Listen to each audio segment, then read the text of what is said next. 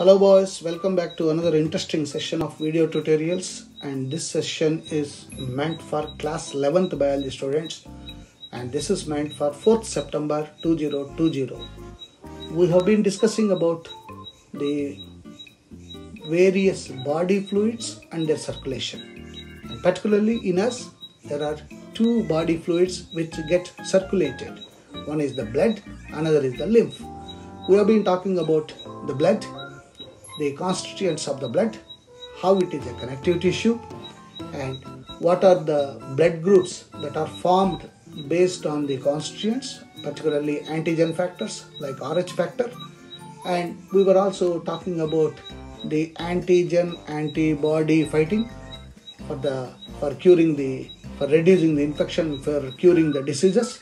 And we were talking about open circulatory system and closed circulatory system, differences between arteries and veins. And in this session we are going to talk about our own heart. So we need to know what is the anatomy of human heart. Once we know the anatomy of human heart, we know how well we should take care of it, because we start appreciating the very structure that God has created in it. And second, after having appreciation for the anatomy, we need to take care of how not to put pressure on that, so that in a regular normal way, if we allow our heart to function, it makes wonders for our body and we continue to be healthy. So let us study the anatomy of the human heart. First and foremost, take a paper, draw the diagram. How many times you draw, that much beauty your diagram gets, and you understand the intricacies of the drawing diagrams. Like I said, always, whenever you are drawing a diagram, three things you must keep it in your mind. First, it should be a scientific diagram. Second, there should be axis. You can see heart is slightly tilted, and it is situated in the normally left side of our chest. And then third one, proportionate diagram. If the whole heart you are drawing with, let's say, somewhere 5 to 7 centimeter width, the aorta, how much it should be? Maybe something like 2 to 3 centimeters. What about vena cavas? What about arteries? What about veins? What about the valves? So based on that, proportionate diagram should be there. Then only the diagram looks beautiful. And fourth, most important thing when you are drawing diagram, of course, now that it is a virtual class, okay, but when you come back to school, you need to color it also. Then lot of appreciation. And once you draw correctly diagram, almost 80% of the concept you have understood. You can write with your English, you can write about the diagram, about the process. So keep these four in your mind when you are drawing diagram. First and foremost, it should be scientific diagram. Second, it should be proportionate diagram. Third, it should have an axis. And fourth, color it beautifully. And when you color it, keep the scientific attitude in you. So we go by that.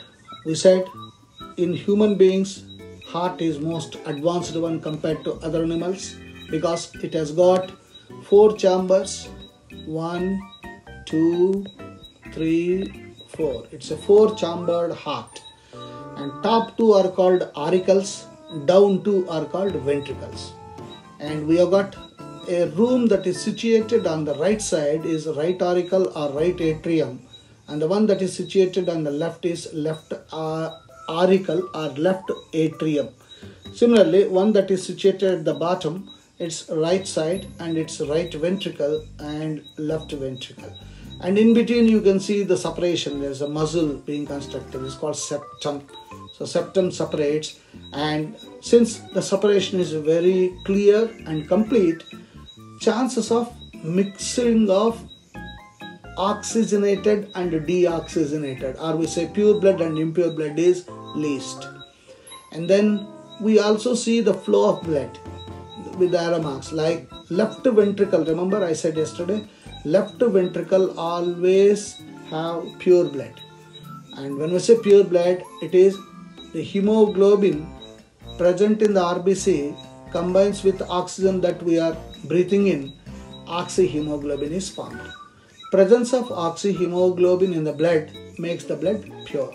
So from left auricle, the pure blood goes into aorta. This is the step number 1. And aorta is the biggest artery present in our body.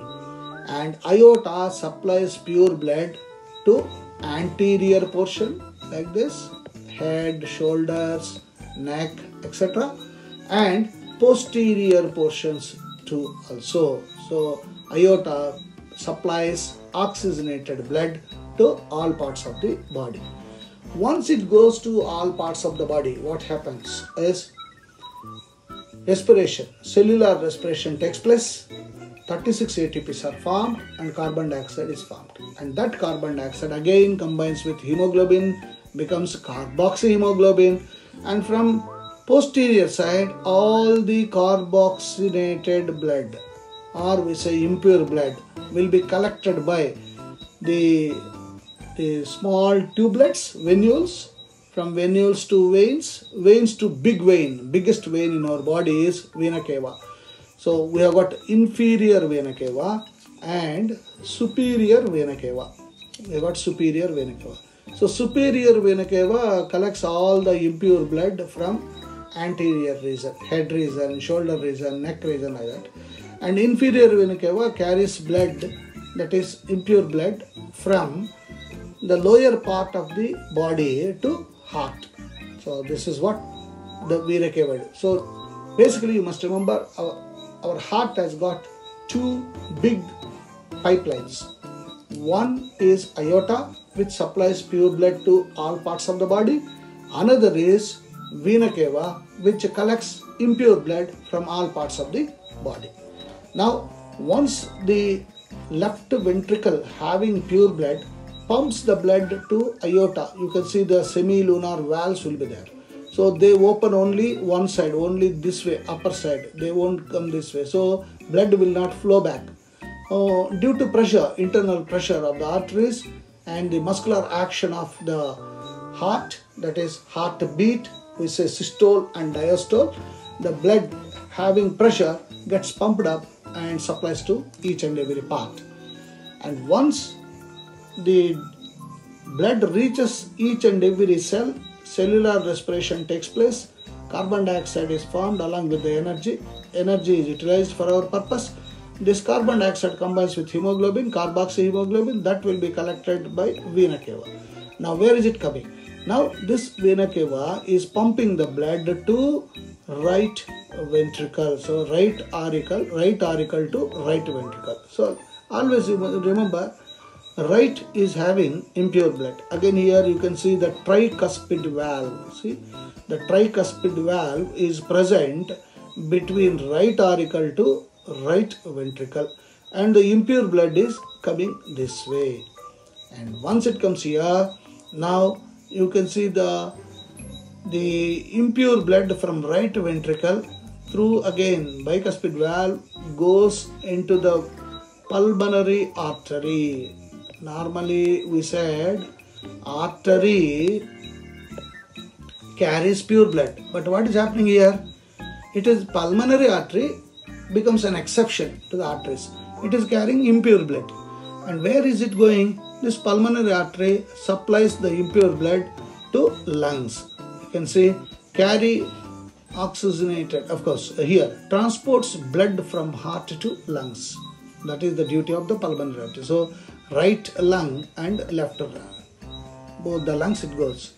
And once it goes there, the lungs will be having oxygen. So the blood will release the carbon dioxide and absorbs oxygen. Oxyhemoglobin is formed, and once it is formed, now there are tubes called pulmonary veins. You can see here. The pulmonary veins carry oxygenated blood from the lungs to left auricle of the heart. Now this blood is coming back, now entering into the left ventricle through the left atrium. From left atrium you can see the mitral valve. Through mitral valve it is pumped into the left ventricle. So blood passes through the open mitral valve into left ventricle, which is the heart's main pumping chamber. When the left ventricle contracts, mitral valve closes. And what about aortic valve? The aortic valve prevents the backflow of blood as it is pumped from left ventricle to the aorta. And what about this tricuspid valve? Tricuspid valve forms boundary between the right ventricle and right auricle. And pulmonary valve allows blood to leave the heart via arteries. And superior vena, of course, already we talked.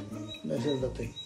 So blood is basically having two circles from heart to lungs and lungs to heart. This is one circle. It's called pulmonary circulation.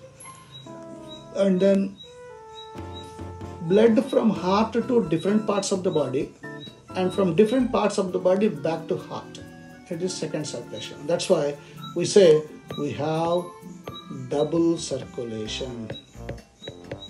Double circulation. One is the pulmonary circulation, another one is systemic circulation. Both together, double circulation. Okay, understood? This is how it takes place. So keep practicing the diagram, and as I said, take care of all the precautions that I gave you, and I want you to post this diagram